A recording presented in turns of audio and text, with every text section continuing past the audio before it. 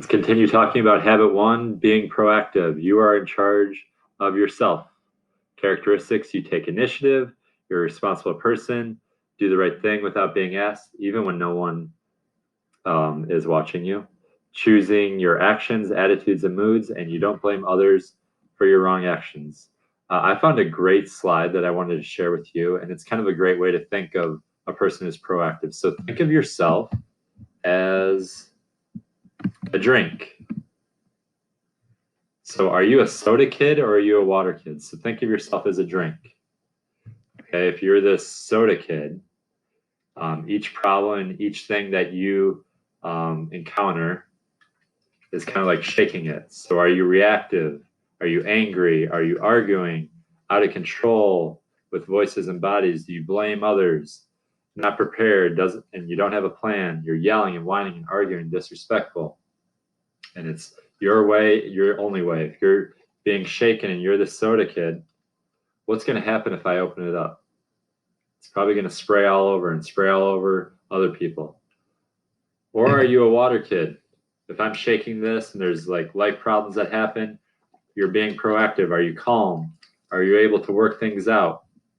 You're showing self-control and integrity, taking responsibility, being honest, being prepared, having a plan, seeking to understand, thinking win-win. If I'm shaking this and if I open it, is it going to be spraying all over people? No, it's not going to be spraying all over people. So what type of a person are you? Are you a soda kid or are you a water kid? That's kind of a different way to think about being proactive. So my challenge today, let me move my camera here. Again, last week it was really bad weather. So my challenge is for you to get outside and read for 30 minutes. Set a timer and read for 30 minutes. I'm out here on my deck. I wish I could go out in my backyard. I'll kind of show you where it is, but unfortunately my Wi-Fi doesn't get all the way out there. But if you can see my swing set, actually I've read some books there with my daughter June, so she really likes to read there, and I'm sure as she gets older and she starts wanting to read, she's only 1 right now, so she doesn't know how to read, but she loves when her mom and dad read for her, but I'm sure maybe she'll go out there. So I want you to find a spot outside that is great to read. Again, first check to make sure that your parents are okay with you going out and reading.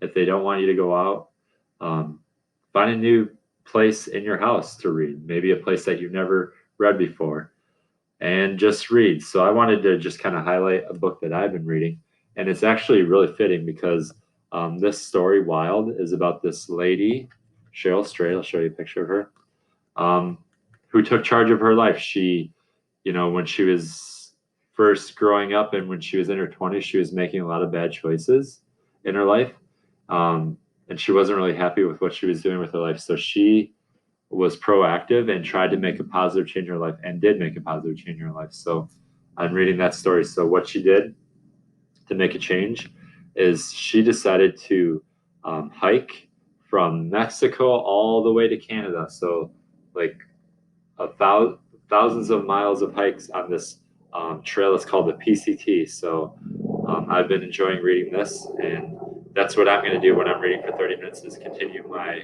wild stories. So that's my challenge for you today, to read for 30 minutes outside, get some fresh air, and be proactive